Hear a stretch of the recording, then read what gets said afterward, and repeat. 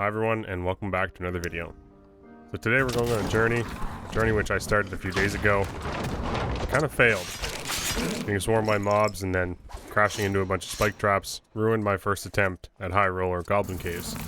And just recently, the leaderboard has opened up, so I decided to jump into High Roller, beat teams, and Howling Crypts. Also a bad idea. I did end up landing a kill, but my journey through Howling Crypts was a short one. And with the recent release of the leaderboard, I decided I didn't want my journey to end there, and jumped back into High Roller Goblin Caves. So here's a run with me using the survival bow, and my dual wield setup. As many of you have mentioned, I should be taking this into High Roller to really prove its worth. Well, it can get the job done, but it's a pretty cheap build overall. Looking at my items quickly before we jump into the action, best item's probably that arming sword, and then some rather okay pendants with a blue survival bow. Nothing to write home about. One thing of interest is the fact that I have +8 armor rating ring and +15 armor rating doublet. Something that's extremely hard to find is leather or cloth clothing with armor rating on it. I can get up to 30% armor reduction and still run leather or cloth items. Something I didn't really want to share because it's going to make it even harder for me to find them now that I've told you guys. But if you're trying to max out this build, you can get decent, not as good as Plate Fighter or amazing as that stuff, but 30% armor reduction or 20% armor reduction and still being able to move this fast isn't too shabby. First things first, jumping into this one, we get decent spawn with some crates nearby. And these little boxes have a lot of good loot. We spot a bard in the distance and are tempted to throw a few survival bow shots at him. Survival bow isn't really meant to get kills or deal crazy amounts of damage. It was truthfully one I got from a few raids ago in High Roller and thought, why not just run it? So, it's okay. It does deal with PvE a little bit, and you can harass people quite well because your movement speed's so friggin' high. It's just ridiculous how many arrows you can spam and stay on the move, which is kind of what I like to do in this build. And you'll see these arrows, like, they drop like there's no tomorrow. It's going to be impossible to hit people at range if you're using a survival bow. I somewhat became a little more excited about the survival bow when I used it on Bard, and the fact that you can slow down players' movement with a few well-placed shots. And that basically gives you a little bit of time and distance to make other decisions. Clearing up a few mobs, we start to make a bit of space for ourselves. And I got this spawn last time as well, and got pushed from the right. And then a whole host of mobs filled this room. And the more I ran around, the worse it got. Speaking of run around and aggro mobs, we have a bard trying to make the most of his music and push us when we least expect it. Fortunately for him, we're incredibly fast, and we're not messing around. He didn't even get a chance to swing. I just hope now I don't have a whole pile of mobs on my tail. Before I can even think about mobs, I have another fighter deciding this is his room he wants to take on as well.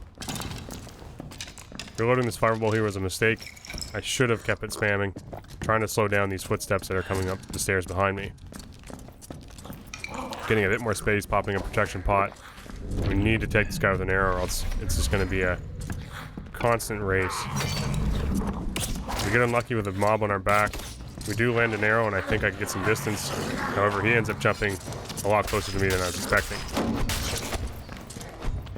Dodging that last spear thrust, we are a hurting unit. He's getting tagged by arrows, and that poison hopefully is hurting him as much as it hurt me. He pops second wind, which means he's a little worried as well. And that fight was a tricky one. Truthfully, I think there was potential there to get ourselves our first cape.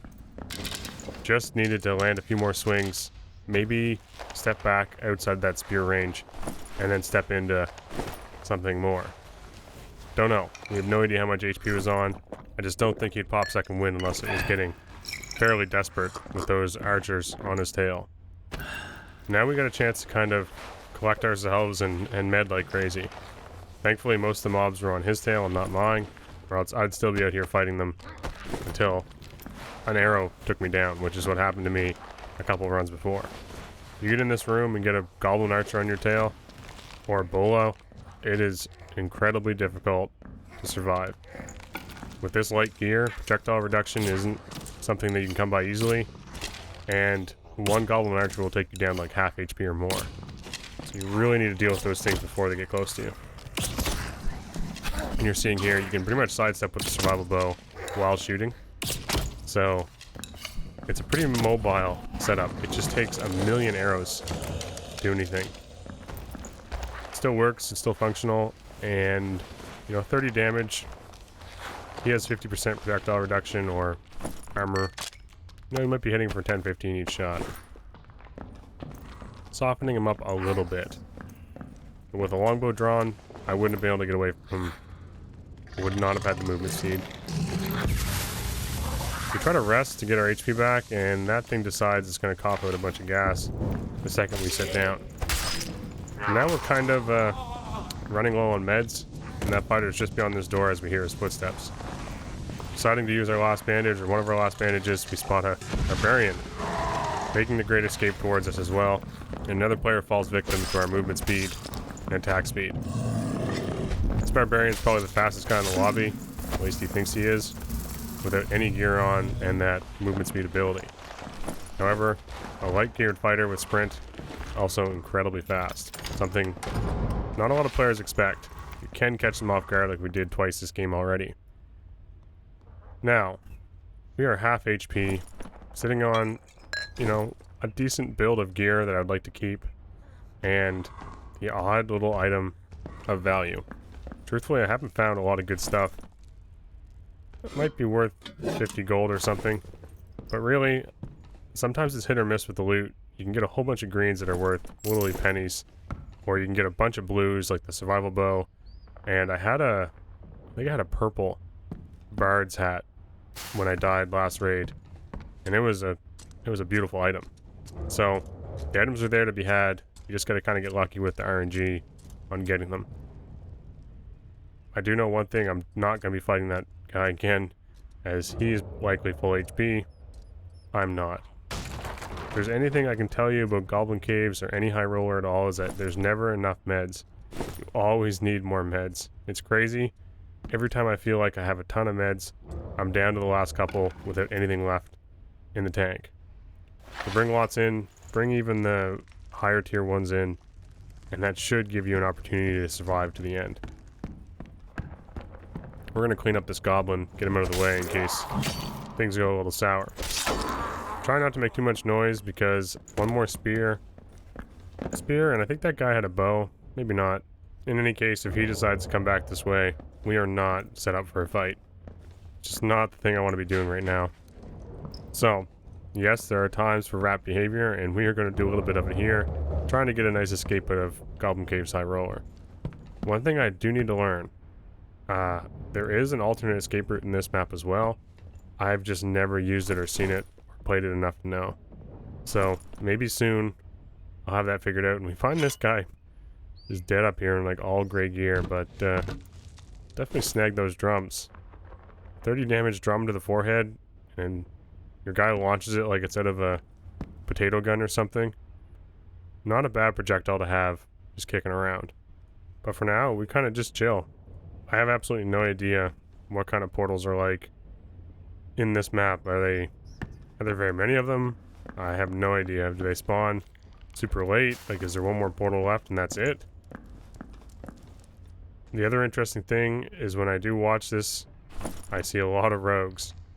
So I'm constantly terrified that there's a rogue just maybe even in like base gear or green gear, just sitting at the last portal waiting to stab a guy in the back and escape with, 500 or 600 gold worth of items. It's a scary place to be, especially on half HP. Something tells me the escape portal or escape exit is over in that direction because that guy just disappeared after heading there. And we get our portal. I'm really tempted, like so tempted in this moment to go around and try to loot up some of these bodies down here and see if we find anything. But in the end, we kind of just want to get out of here, reset, get some meds, and then go again. I was quite surprised to see there was still a guy left. It could have been rewarding for us if we had stuck around. Maybe hit him a couple times with a survival bow and Could have got ourselves a purple item. Maybe a few other little small items. He was looting the troll stuff. And really, for all that work and all that risk, doesn't look like an amazing haul. But what's done is done, and now we have to move on to how we did. Looking back, kind of disappointed with some of the loot we got out of that run, even though we killed 2 players. Kind of sad, really. Like, I think we'll have enough to cover our cost of meds and entry, and then we might make like 50 gold on that forest helmet or forest hood. That might be about it. The rest are just okay greens, which is a little bit unlucky. Look, guys, thanks again, and I'll see you guys all next time. Cheers. And after dying twice in High Roller and Howling Crypts, you know, 4 kills on the leaderboard in solo after 2 or 3 games, I'll take it. See you guys.